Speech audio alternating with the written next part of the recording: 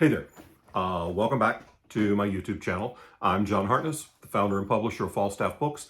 And today I want to talk to you about something that's really important for writers, but isn't discussed very often. A lot of times we talk about the mechanical things of writing. I just did a video on how to make a good hook.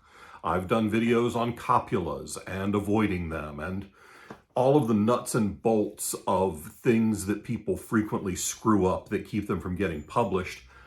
But today I wanted to talk about the thing that separates good writers from amazing writers.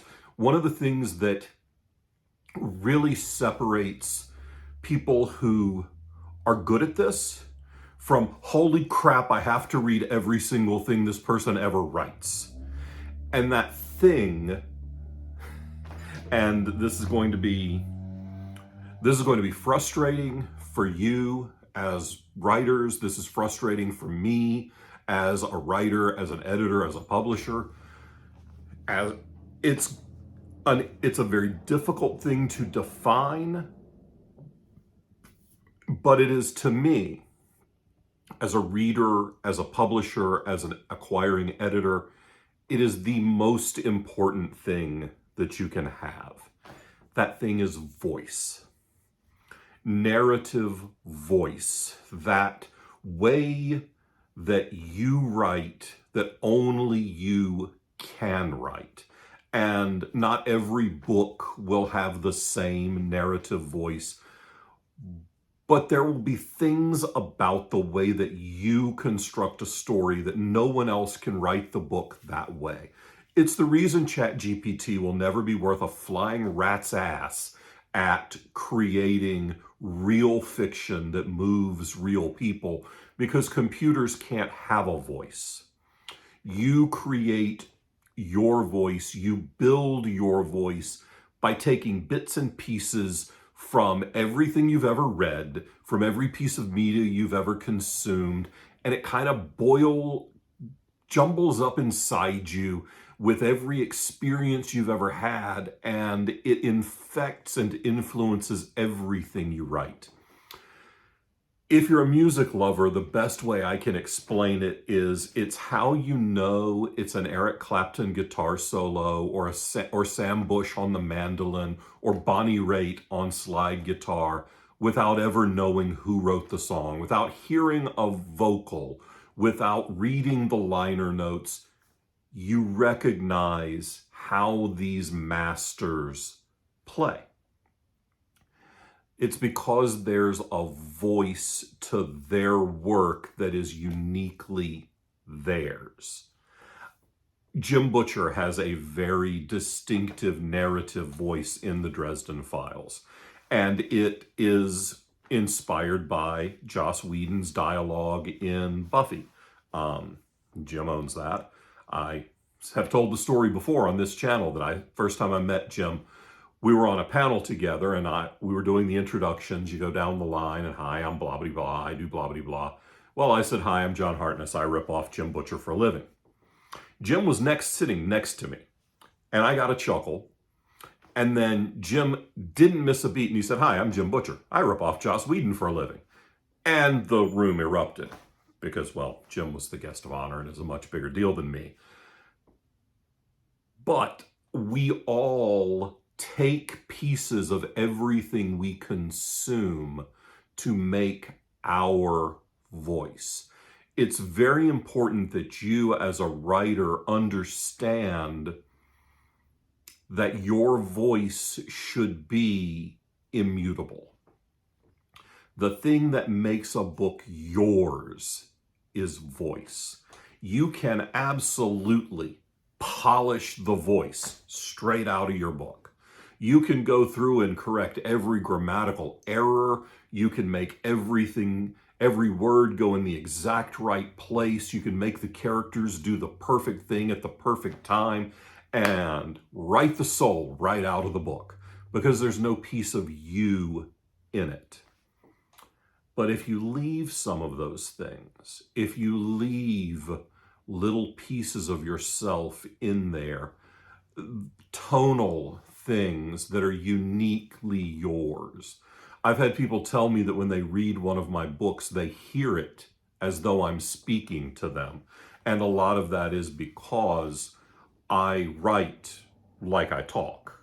My narrative voice and my conversational voice are fairly similar. Except I say less in books because I have an editor. I have an editor for these videos too, and she's brilliant, but I don't think she cuts all my ums out. When you are working to create your voice, it has to be authentic. It has to come from you. My voice will always be middle-aged Southern man, or Southern man raised in a small town in the latter quarter of the 20th century, because that's who I am.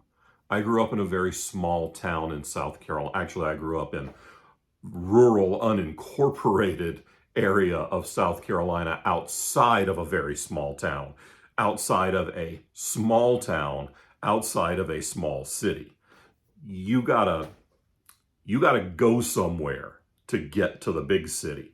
And when I'm talking to you on this video, it is a different voice. It's a change in my normal speaking pattern. I don't say y'all as much.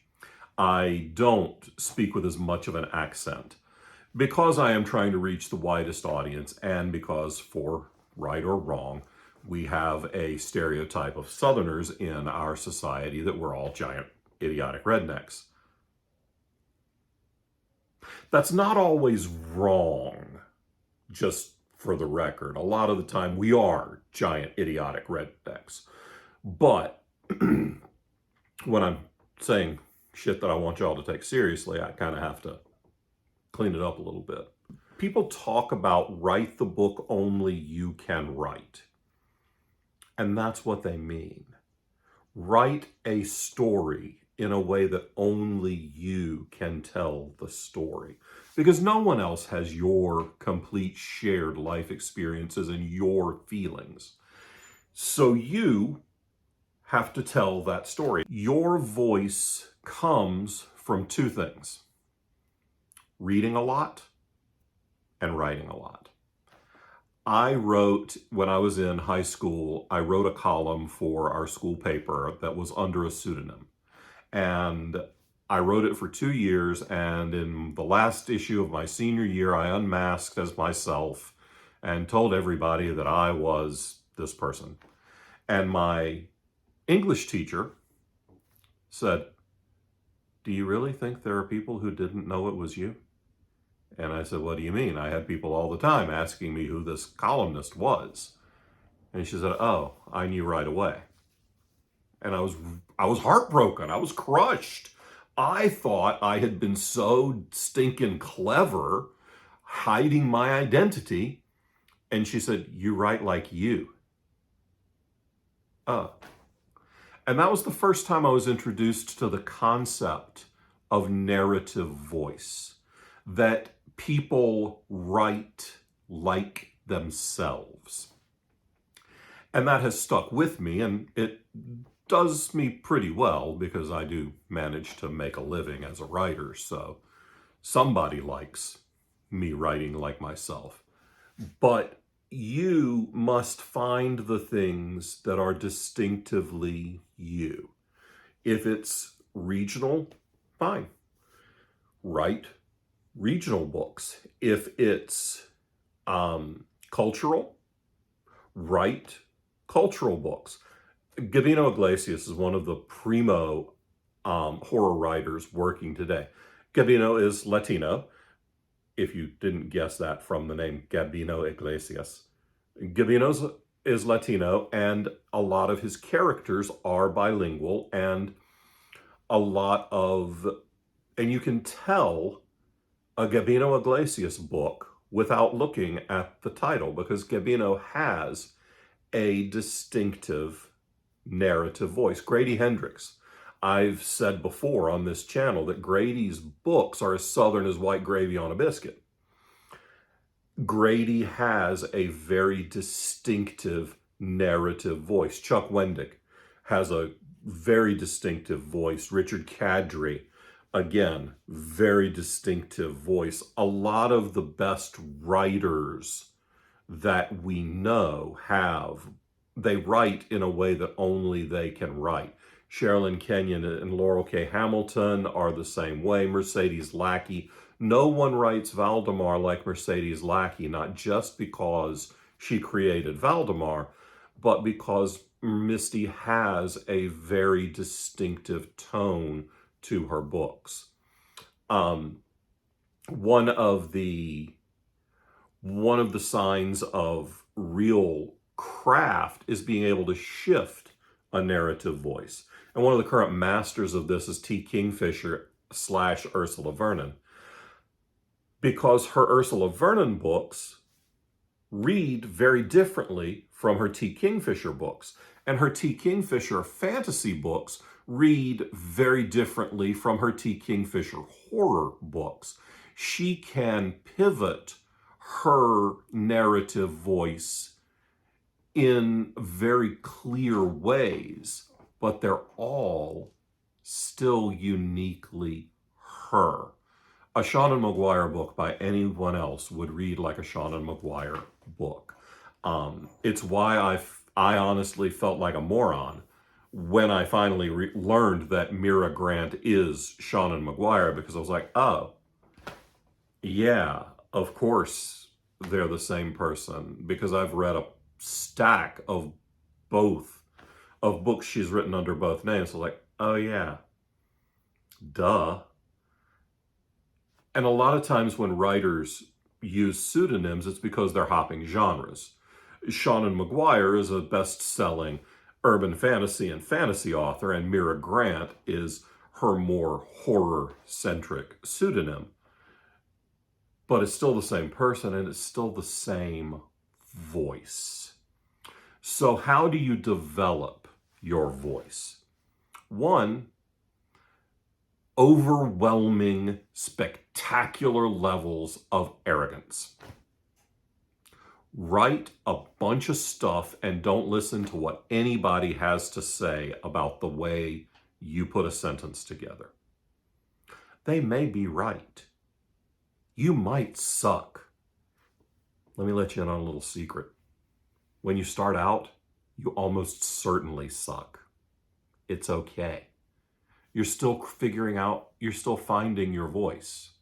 You're still learning how to write. Of course you suck. You sucked when you started driving too. The first time you had sex probably sucked. So it's perfectly acceptable to not be good at things from the jump. We seem to have this expectation that, oh, well, if I'm not good at this right away, what's the point? Most people are bad at things in the beginning. It's why Stephen King talks about writing 1,000,000 shitty words before you write any good ones. It's why Malcolm Gladwell talks about practicing something for 10,000 hours to get good at it. Because it's hard. It takes time. And developing your voice is part of that. You need to write a lot. And you need to write a lot that you may not ever show anybody. Or you don't care what anyone thinks about it. Before I wrote anything for money, I wrote a blog for like 4 years. That was for me. I had readers, but I was just figuring out how to tell a story. I wasn't even writing fiction. I was basically journaling. This was back when blogs were a thing. I was journaling online, and I was sharing that with tens of people. Eventually, maybe even hundreds of people. But it helped me develop my voice because I probably wrote a few 100,000 words on that blog. Then I started working in poker journalism. One day I'll do another video talking about my journey to writing fiction full-time, and we'll go into why I put quotes around that. But anyway, even that helped me develop my storytelling voice, because I was still telling a story, even though I was constricted to word counts and style, and I wasn't writing fiction much. And then when I transitioned to fiction, I thought that I was just uniquely talented and came out of the gate as a fiction writer with this fully formed, awesome storytelling voice, completely disregarding the decade where I had been writing almost every single day for public consumption in many cases, without thinking of it as practicing my writing, because I wasn't doing it to become a fiction writer. Sometimes I'm not the smartest. Just ask my cats. But everything you write helps develop your voice. And once you get your voice polished, then you can apply the things that you've learned about craft and about story structure to that and make a book that only you can write. But nobody talks about voice. Nobody talks about the importance of voice. People talk about how to stand out from the slush pile. Well, then we talk about hooks. Then we talk about openings. Then we talk about professional presentations in your query letter. And voice is key. Voice is what separates the 21st story under consideration for an anthology from the 20 stories that get in. Voice is what moves you from the first submission reader to the second. Or maybe it moves you from the second to the third. It's that thing. It's the it factor. It's the wow. Voice is what separates the great from the good. Look, any idiot can write a novel. I am sitting proof of that. 30-something times over, I'm proof of that. But I can't write To Kill a Mockingbird. I can't write Name of the Wind. I can't write The Dresden Files, although I have done my damnedest to rip it off. I can only write my books. And you can only write your books. So how do you learn what you write like? Here's the tip. Here you go. We're 19 minutes into this video, and I'm going to give you one exercise that as you go through it, it will help you define your voice. Try to steal other people's. Yes, I know. I have spent 19 minutes telling you that you can only write like you. But the way to refine and hone your voice, figure out who's your favorite author. Maybe you're a Rebecca Yarros fan. Okay. So here's the exercise. You need to write a short story. And it can't be flash, because that doesn't give you enough room to fail. It needs to be 5,000 to 10,000 words, so a long short story, even verging on novelette territory, in the style of one of your favorite writers. Then go back through. Find the points at which you fail to mimic your favorite writer.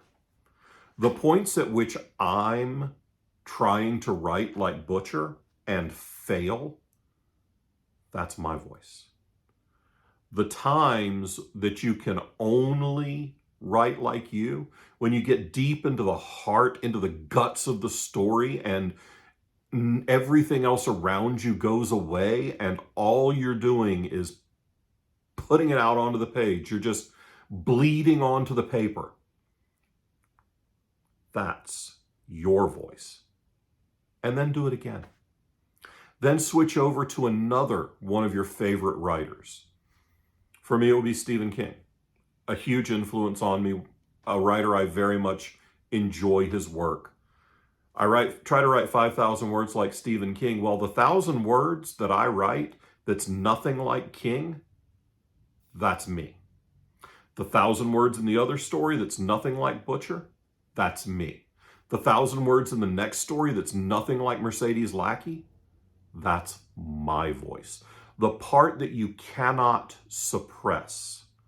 The bits of story when you get really just balls deep in it and you can't even swim out of your own way.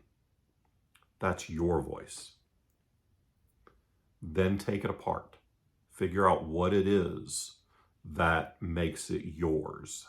Because the pieces that are you are the things that are going to separate you from the thousands of other books on the shelf or the hundreds of other submissions that anthology or magazine or publisher receives, or agent or editor or whoever. So take a hard look at the bits of you that you cannot excise from your fiction.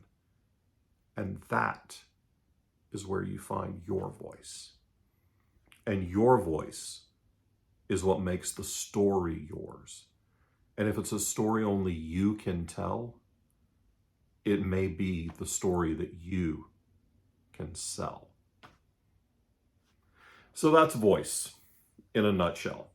Actually, this is voice in a nutshell because it's really cramped in here.